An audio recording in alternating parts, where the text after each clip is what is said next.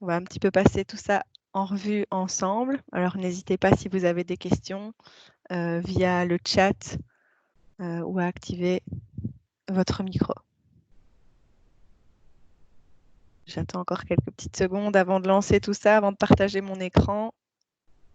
On ne sait jamais qu'il y aurait des petits retardataires.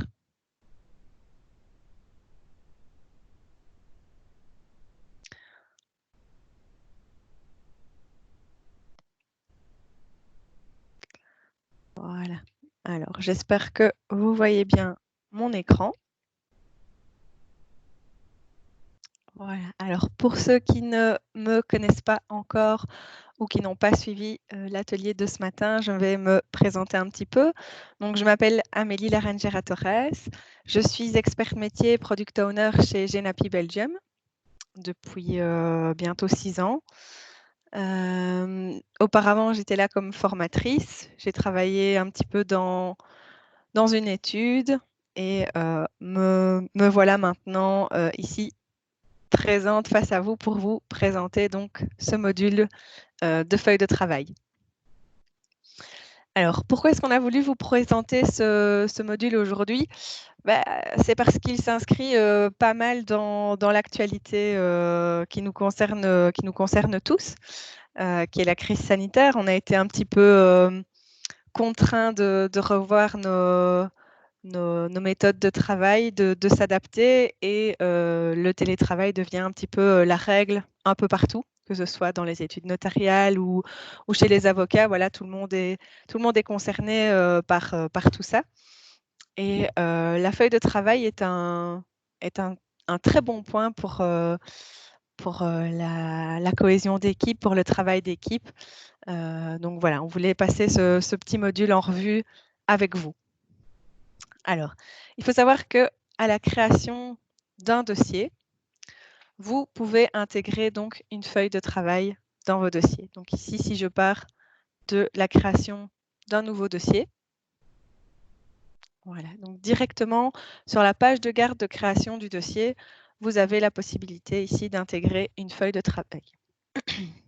Alors, on vous fournit des modèles, mais vous pouvez créer vos propres modèles. Donc, il faut savoir que toutes les feuilles de travail sont personnalisables.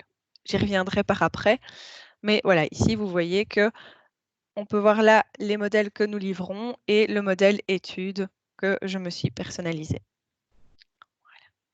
Alors, si le dossier est déjà créé et que vous n'avez pas encore mis de feuille de travail, c'est possible également lorsque vous cliquez ici sur l'intitulé du sous-dossier et que vous arrivez sur la page de garde du sous-dossier, vous pourrez toujours venir ajouter la feuille de travail par ici.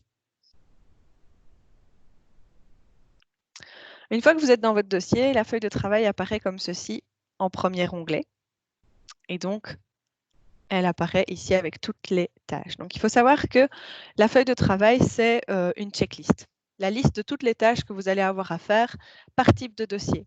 Donc, par exemple, ici, je suis dans une vente. J'ai sélectionné le modèle de feuille de travail de vente. Et donc, ça reprend la liste de tâches que je vais devoir effectuer ici dans mon dossier. Et il faut savoir qu'elles sont divisées en 3 étapes. Vous avez donc les formalités avant acte, la signature de l'acte et les formalités après acte. Donc tout est vraiment bien catégorisé. Et comme je le disais, tout ça est personnalisable. Aussi bien au niveau des modèles, pour avoir des modèles qui sont communs à toute l'étude. Mais il faut savoir qu'un dossier diffère évidemment d'un autre. Et donc, quand vous êtes vraiment dans un dossier, vous pouvez évidemment changer l'ordre des tâches, vous pouvez en ajouter et en supprimer. Et cela ne va pas impacter les modèles de feuilles de travail, mais ça va simplement changer ici la feuille de travail de votre dossier pour que ce soit bien adapté au dossier en cours sur lequel vous êtes en train de travailler. Alors, l'avantage de tout ça, vu que je parlais du télétravail, c'est quoi? En fait, c'est de pouvoir avoir une vue globale sur ce qui a déjà été fait ou pas encore fait au niveau des dossiers et quelles sont les échéances. Donc ça aussi, au niveau des feuilles de travail, il est possible de renseigner les durées de validité de certaines demandes et en fonction de la date de signature prévue, que vous encodez à la création du dossier et que vous pouvez toujours modifier au cours de la vie du dossier.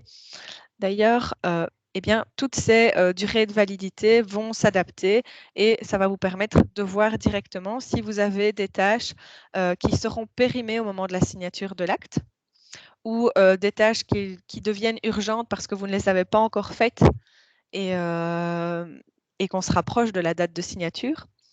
Donc, c'est vraiment important, évidemment, que tout le monde l'utilise. Parce que justement, ici, on a eu une étude qui nous a un petit peu sollicité suite à la mise en place du télétravail parce que ils avaient simplement personnalisé les feuilles de succession, les feuilles de travail de succession. Et donc, lorsque le télétravail a été un petit peu forcé, pour les notaires et même pour certains collaborateurs qui devaient reprendre des dossiers d'autres collègues, ça a été beaucoup plus facile de gérer le dossier et de voir ce qui avait été fait, ce qui n'avait pas encore été fait et où on en était au niveau des échéances quand il y avait la feuille de travail dans le dossier. Et donc, ils se sont dit à ce moment-là qu'ils allaient évidemment personnaliser tous les autres modèles pour pouvoir avoir une vue globale sur l'ensemble des dossiers. Donc voilà, ici, le but est un petit peu de passer en revue tout ça, de voir comment ça fonctionne pour que vous ayez une bonne idée de ce que ça peut vous apporter en fait au sein de l'étude, le temps que vous pourriez gagner et l'organisation que vous pourriez mettre en place au niveau de l'étude. Donc ici, je vais passer un petit peu tout en revue au niveau des fonctionnalités. Donc comme je le disais, vous pouvez ici modifier la feuille de travail pour ce dossier en particulier. Donc en faisant un clic droit sur une tâche, vous pouvez la supprimer, vous pouvez ajouter une tâche où vous voulez, si c'est avant cette tâche-là ou si c'est après cette tâche-là. Vous pouvez mettre un petit point d'exclamation pour mentionner très visiblement que c'est une tâche prioritaire. Et alors, au niveau des tâches, l'avantage, c'est que vous pouvez lier au niveau de la personnalisation des modèles de courrier, des modèles d'actes, des modèles de compromis, vos propres modèles études. Et du coup, la génération des documents est beaucoup plus rapide que lorsque vous le faites via l'onglet Documents. Donc, actuellement, la plupart des études utilisent cet onglet Documents. Elles vont sur Plus documents et si elles doivent générer un courrier, elles passent par ici. Elles tombent dans cette fameuse liste où il y a tous les courriers. Et donc, quand il y en a beaucoup, il faut évidemment utiliser le moteur de recherche. Voilà, ça prend un petit peu plus de temps, ça nécessite évidemment plus de clics. Et la feuille de travail est justement là pour éviter toutes ces manipulations. Et donc ici, si je retourne au dossier et que je reviens au niveau de ma feuille de travail, mais l'avantage, c'est que si vous les avez bien personnalisés avec vos propres modèles études, en faisant un simple clic sur le logo Word, par exemple, ici pour la recherche hypothécaire, eh bien, vous n'allez pas tomber dans toute cette liste de modèles.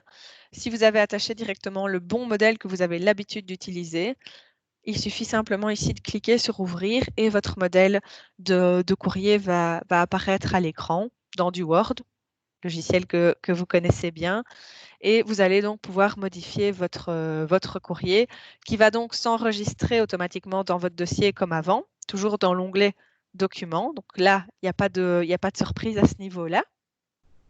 Simplement, ici, quand vous allez le fermer, au niveau de votre feuille de travail, vous allez directement voir qui a réalisé cette tâche. Donc ici, colonne qui. Et quand est-ce que ça a été réalisé. Donc, vous avez la date. Et alors ici, on voit la date de validité de la demande. Donc, elle a une durée de validité de 2 mois. Et donc, si la signature se fait au mois de novembre, on a réalisé la tâche trop tôt et elle sera périmée au moment de la date de signature. Ce qui n'est pas bon, évidemment. Alors, vous allez aussi me dire que ce n'est pas la date de réalisation qui prime, mais c'est la date qui est inscrite sur le document lorsque le bureau renvoie l'état hypothécaire. Mais c'est également pour ça que nous avons prévu la colonne clôturée.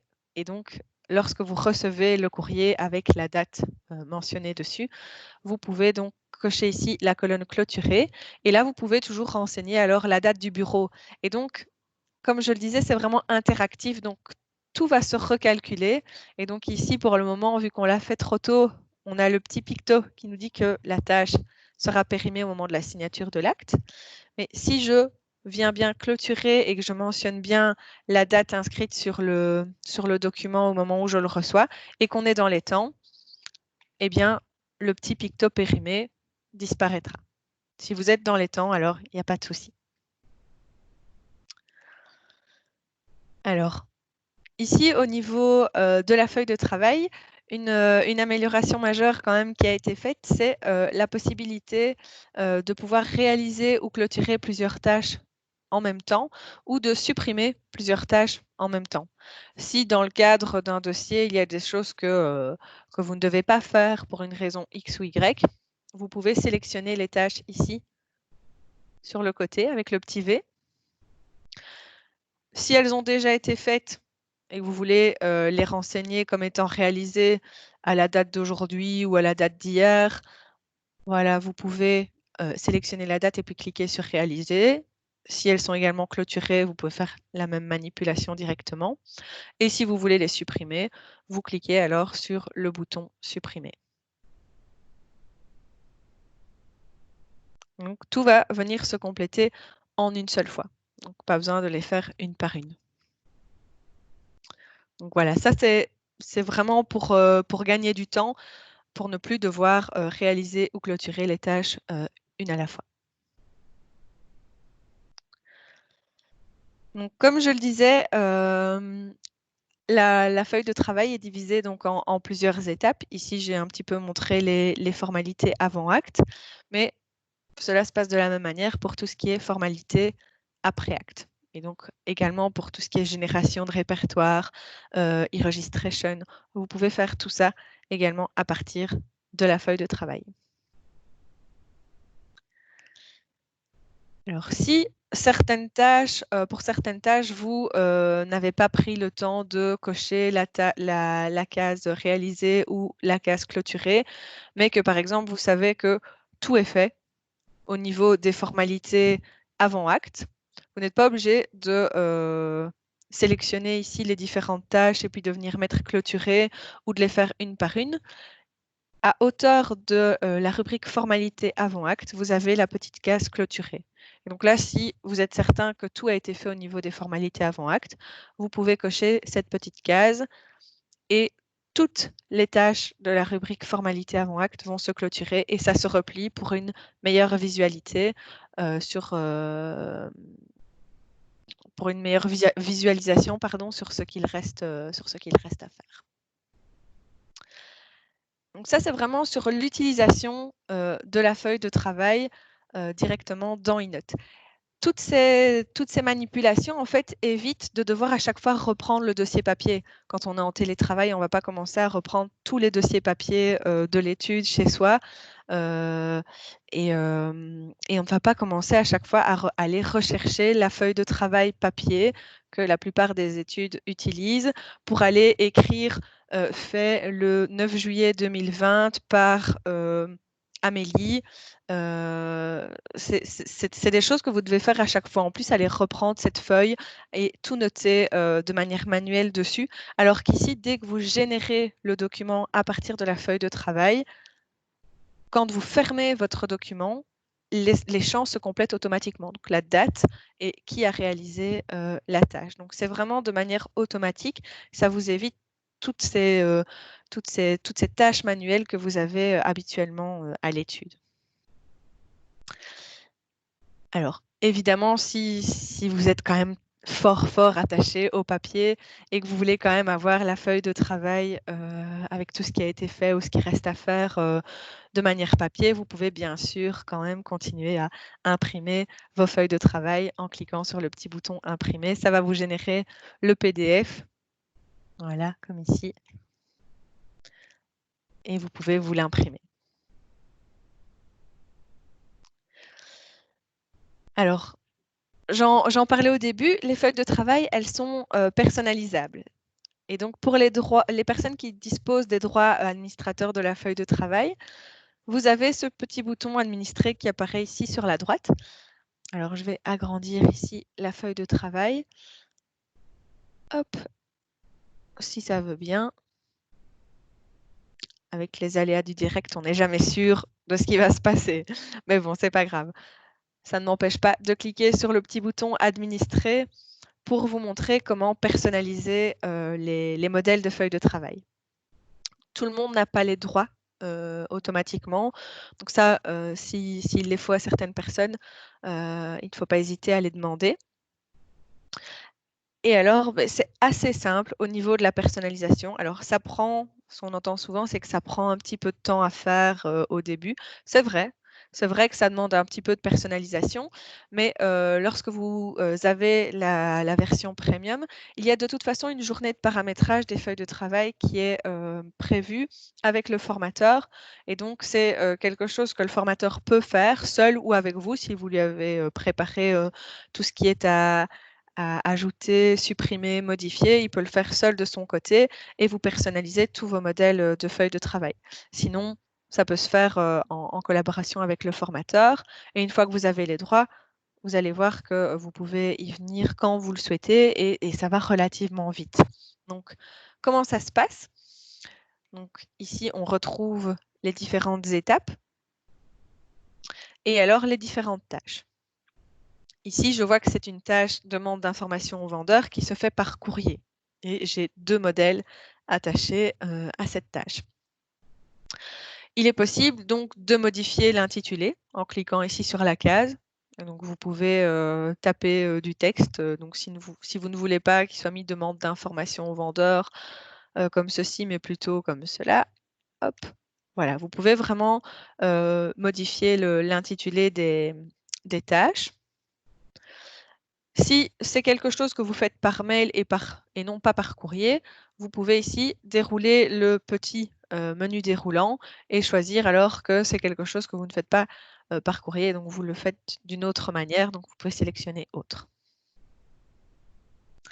Si c'est bien quelque chose que vous faites par courrier, mais ce ne sont pas ces 2 modèles que vous utilisez et que vous voulez en associer un autre, vous pouvez faire un clic droit sur le logo Word et vous pouvez ajouter d'autres modèles de courrier. En faisant cette manipulation-là, vous allez pouvoir vider les 2 éléments qui sont déjà rattachés à la tâche, avec le petit bouton vider. Ou si vous voulez les laisser mais ajouter votre propre modèle étude, eh bien vous tombez dans votre listing de modèles intégré dans eNote. Alors évidemment, il faut que les modèles soient intégrés dans votre logiciel eNote via le logiciel Creact. Donc si je le reprends ici, voilà. Alors je vais aller sur la rubrique courrier. Il faut que vos modèles de courrier soient intégrés ici, si vous voulez lier un modèle de courrier aux feuilles de travail. Et si plus tard vous modifiez ce modèle de courrier dans Creact, les modifications seront reprises de toute façon dans le modèle qui est attaché à la feuille de travail. Vu que ça reste le même modèle, vous l'avez simplement modifié. Par contre, si vous en créez un nouveau au départ de Creact et que vous voulez l'attacher à la feuille de travail, il faut évidemment d'abord le créer dans Creact. Une fois qu'il est dans Creact, il apparaît de toute façon dans eNote et vous pouvez alors le relier à la feuille de travail. Voilà, donc ici, si je veux lier un autre modèle que ces deux-là, un modèle étude, par exemple, la lettre type client, je peux cliquer directement ici sur le PictoWord et alors le modèle vient s'ajouter dans le listing. Et puis je peux valider alors les modèles.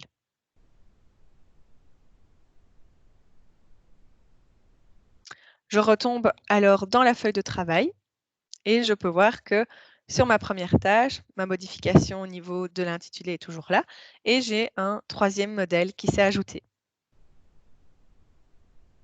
Et ainsi de suite. Donc pour chaque tâche, vous pouvez faire ces manipulations-là.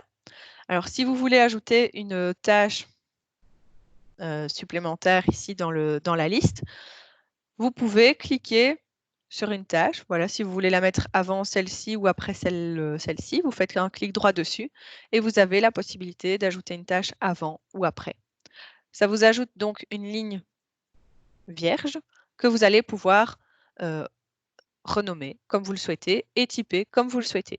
Donc je vais mettre ici, hop, demande d'information.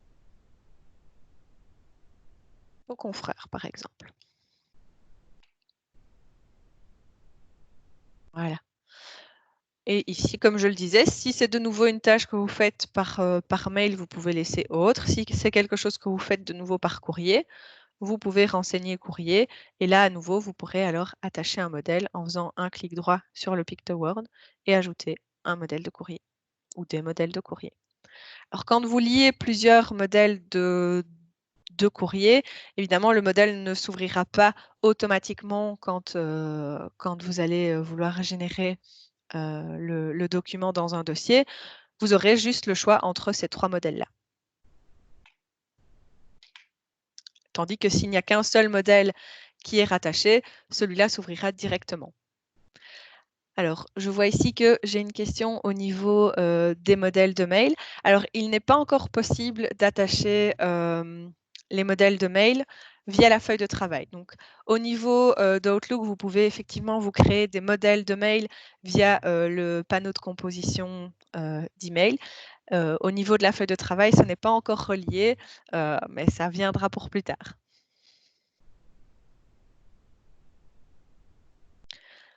Alors, si je continue ici dans ma petite personnalisation de feuille de travail, donc j'ai expliqué au niveau de l'intitulé des tâches qu'elles pouvaient être modifiées, que vous pouviez changer le type pour lier un modèle de courrier, un modèle d'acte ou autre. Il est également possible de supprimer une tâche.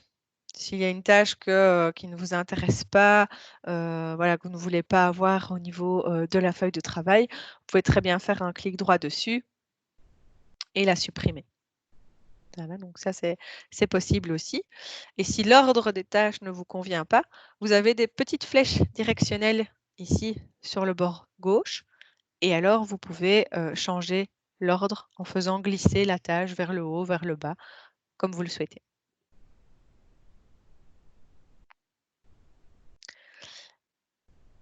Il y a également les échéances que vous pouvez donc encoder. Donc, si je reprends par exemple ici la tâche recherche hypothécaire, vous voyez que sur la droite, vous avez différentes colonnes. Vous allez pouvoir préciser s'il s'agit ici d'une tâche obligatoire ou non. Vous allez pouvoir déterminer la durée de validité. Donc, si je déroule le petit menu, vous pouvez choisir en jours, en mois, années, au moment après la réception ou pas. Et alors ici, vous pouvez donc encoder le nombre de mois, de jours ou d'années. Ici, c'est la durée de traitement qu'il faut plus ou moins compter pour que le bureau vous donne une réponse. Alors, ça peut varier d'un bureau à l'autre. Comme vous travaillez régulièrement avec les mêmes bureaux, c'est assez facile et c'est une date, je veux dire, plus ou moins estimée. La première colonne permet de renseigner la durée après laquelle vous n'avez pas eu de réponse. Voilà, vous pouvez considérer que c'est bon. Tout ça peut être vraiment personnalisé comme vous le voulez. Et il est possible de créer autant de feuilles de travail que vous le souhaitez pour n'importe quel type de dossier. Donc, si par exemple, vous souhaitez créer plusieurs modèles de feuilles de travail de vente, par exemple les ventes maison, les ventes appartements, les ventes terrain, qui ne sont pas, pour lesquelles il ne faut pas faire nécessairement les mêmes tâches, vous pouvez évidemment créer plusieurs modèles de vente. Ou si vous voulez plutôt faire un modèle de vente Wallonie, un modèle de vente Bruxelles et un modèle de vente Flandre, où de nouveau les tâches ne sont pas les mêmes, il est totalement possible de personnaliser ça comme vous le souhaitez. Au niveau de la feuille de travail, quand vous l'avez personnalisé, en fait, vous pouvez ici enregistrer votre modèle. Et vous pouvez alors décider de mettre à jour le modèle existant. Ou alors, vu que vous avez modifié le modèle existant, vous voulez le garder comme tel, donc le étude vente, vous voulez le garder comme tel, mais les modifications que vous venez de faire, vous voulez les utiliser pour créer un nouveau modèle. Et donc, alors vous sélectionnez cette option-ci et vous allez pouvoir renommer le modèle que vous venez de faire comme vous le souhaitez. Donc, si c'est vente, par exemple, je vais mettre maison, vous pouvez le préciser. Et donc comme ça, vous aurez vos différents modèles vraiment personnalisés. Ça nécessite du coup moins de manipulation au niveau de la gestion quotidienne dans les différents dossiers. Donc si vous savez que c'est d'office une vente d'appartement ou une vente de terrain, eh bien vous allez à la création du dossier directement choisir le modèle de feuille de travail vente maison ou vente appartement ou vente terrain. Et donc comme ça, vous ne devrez pas supprimer les tâches qui sont spécifiques à une vente d'appartement.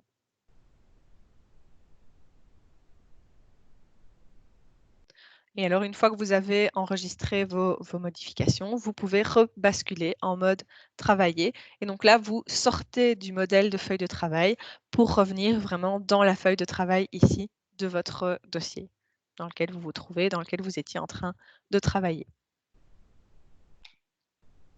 Donc ça, c'est vraiment la partie personnalisation des feuilles de travail. Alors, comme je le disais, ça peut prendre un petit peu de temps, effectivement, dès que vous avez ce module de feuille de travail. La personnalisation peut prendre un peu de temps, mais voilà, le formateur peut vous accompagner. Et comme je le disais, une fois que c'est fait, de toute façon, il ne faut plus à chaque fois les remodifier.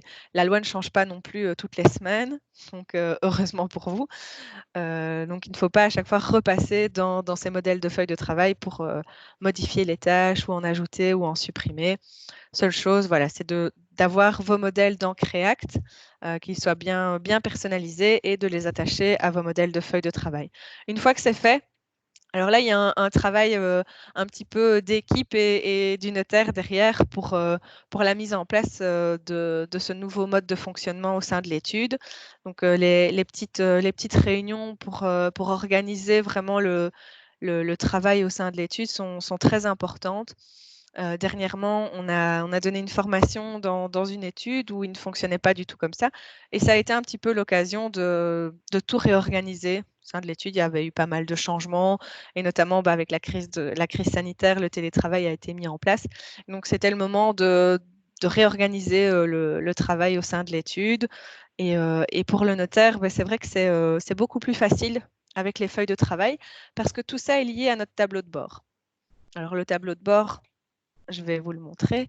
Donc, le tableau de bord permet vraiment d'avoir une vue globale sur l'état des dossiers pour le notaire. Donc, il peut voir directement via ce tableau de bord dans quel dossier il y a des tâches qui sont périmées, qu'il va falloir refaire pour qu'elles soient en ordre au moment de la signature de l'acte, ou il y a des tâches urgentes parce qu'on se rapproche de la signature de l'acte et que ça n'a pas encore été fait, et où il y a simplement des tâches à faire, mais où on a encore le temps.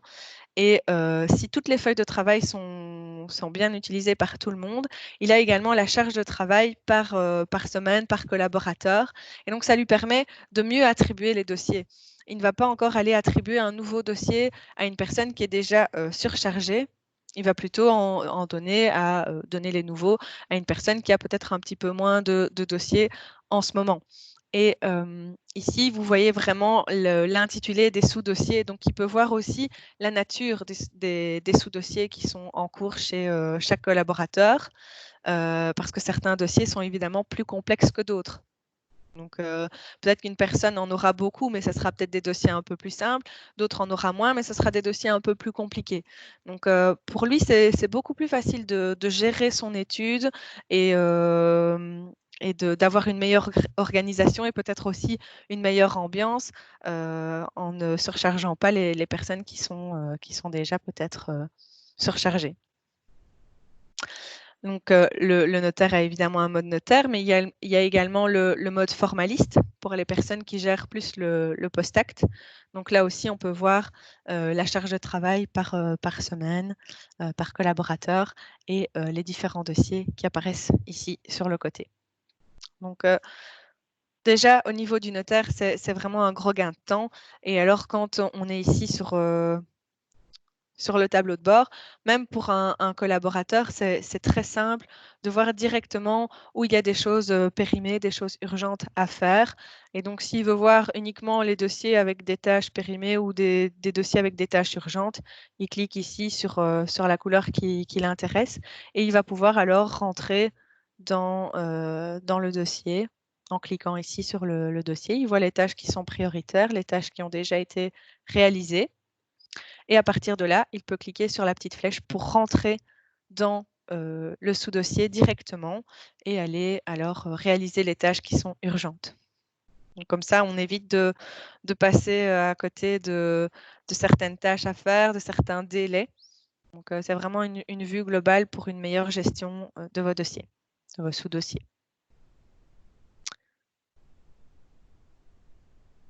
Et au cours de la crise sanitaire où le télétravail a été un petit peu forcé, certains dossiers ont dû être réattribués à d'autres personnes.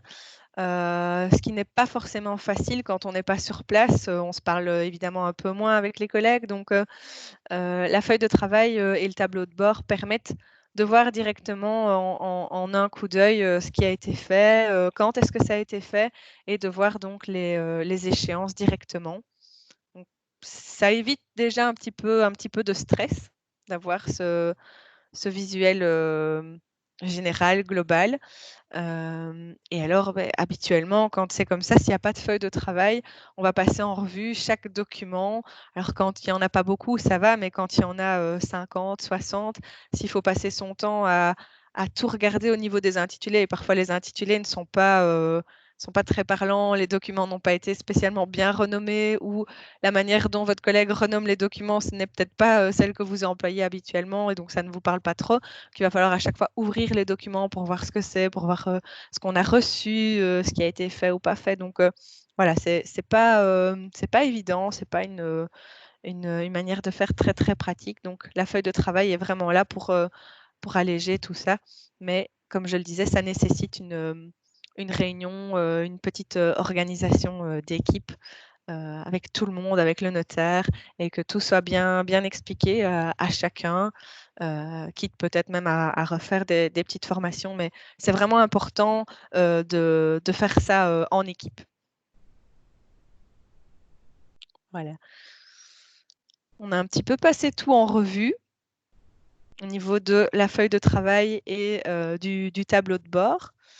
Alors je ne sais pas si vous avez des questions. N'hésitez pas à intervenir. Je suis là pour ça. Toujours compliqué de se lancer pour la première fois, mais il ne faut pas avoir peur. Si j'ai été trop vite ou si vous voulez que je remonte certaines choses, n'hésitez pas à demander.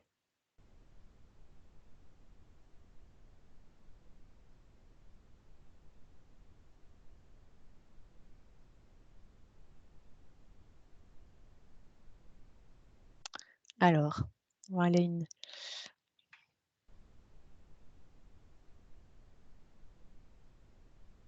Alors, quelle est la plus grande difficulté d'après les études qui l'ont fait pour mettre en œuvre la feuille et comment la surmonter?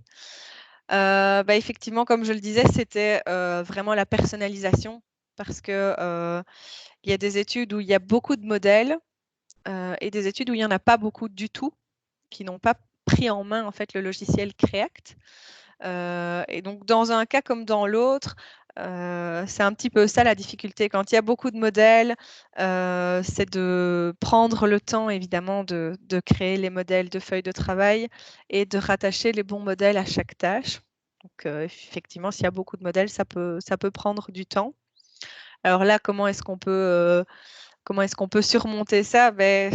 C'est de peut-être venir lors de nos instituts où là, vous avez vraiment le temps de vous poser et de regarder à ça avec peut-être un formateur et où vous n'êtes pas dérangé par les clients, par les collègues, par le notaire. Donc ça permet déjà de prendre le temps de faire les choses correctement, mais c'est également la journée de paramétrage quand on vient pour l'installation, pour la mise en place, c'est de vraiment prendre le temps toute la journée de faire ça.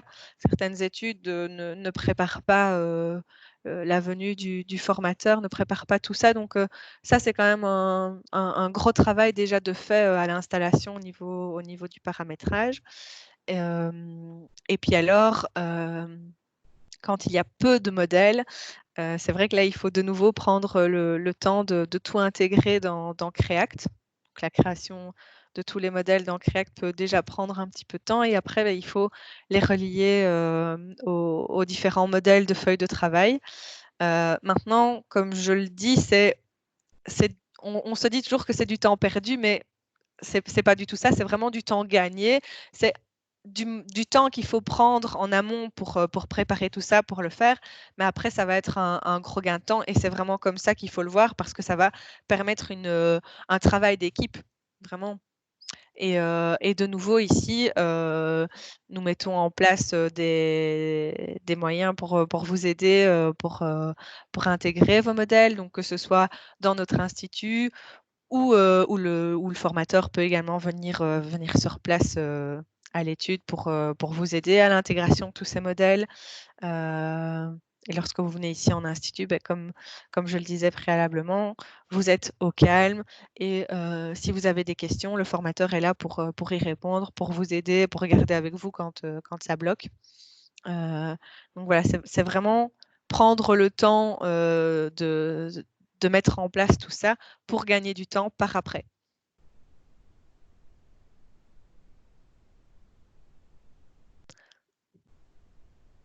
Alors, merci. Merci pour votre réponse. En termes de suivi de la mise en œuvre, le tableau de bord permet-il de vérifier pour quel dossier la feuille de travail n'est pas ou est mal utilisée? Le risque n'est-il pas que certains dossiers passent sous les radars? Alors, si, effectivement, le tableau de bord, il fonctionne vraiment si la feuille de travail est utilisée à fond. Donc, c'est le cas qu'on a eu effectivement là pour l'exemple que je donnais tout à l'heure.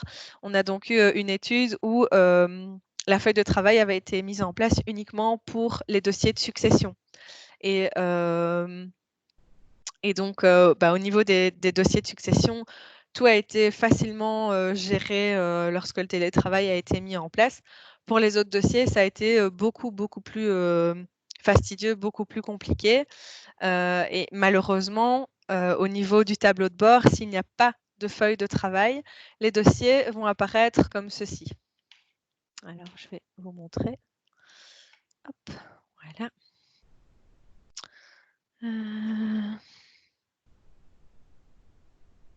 Tac, mode clair. Voilà, donc ici, on le voit, donc sans feuille de travail. Et donc, si je descends un peu plus bas, voilà, les sous-dossiers comme ceci, où le code couleur est gris clair, comme ça, ce sont tous des dossiers où la feuille de travail n'a pas été renseignée.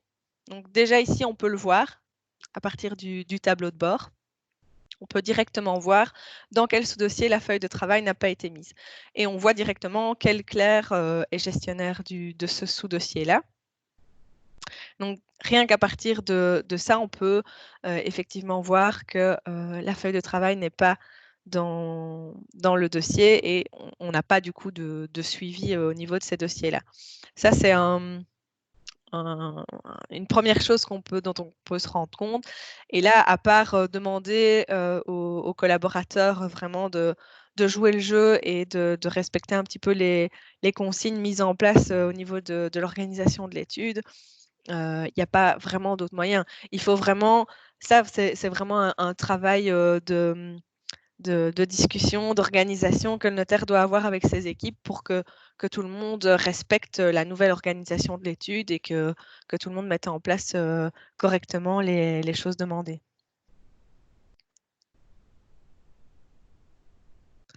Alors, comment évaluer la charge de travail dans Innote en fonction de la feuille de travail?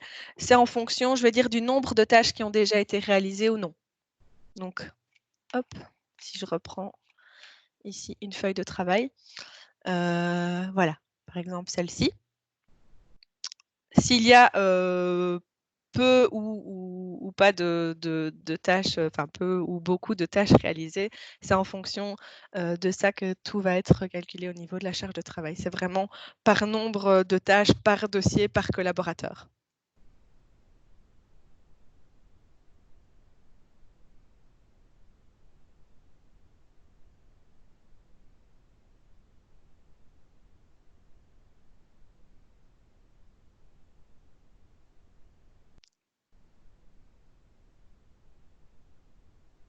Et c'est vrai qu'au niveau de l'utilisation, on tombe un petit peu dans du coaching, hein. C'est ça, il n'y a pas, on va pas se mentir.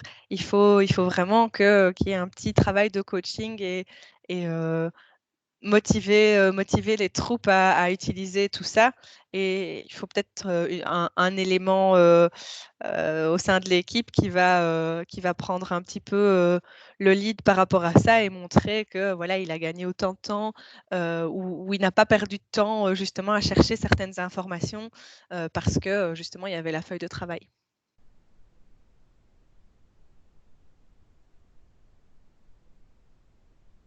Alors. Effectivement, une tâche n'est pas l'autre, mais comme je le disais, vu que vous avez une vue ici sur la nature du sous-dossier, déjà à ce niveau-là, on peut déjà se dire que un dossier, par exemple, de liquidation et partage, n'a pas le même niveau de complexité qu'un dossier, par exemple, de vente ou de crédit. Mais oui, effectivement, les tâches, envoyer une lettre n'égale pas la rédaction d'un acte, ça c'est sûr.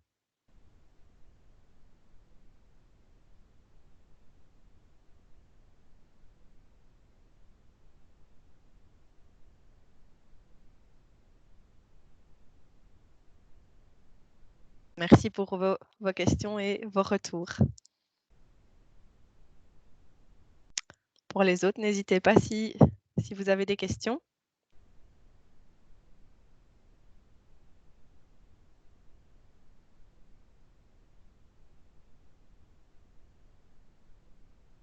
Voilà. Je n'en vois plus arriver.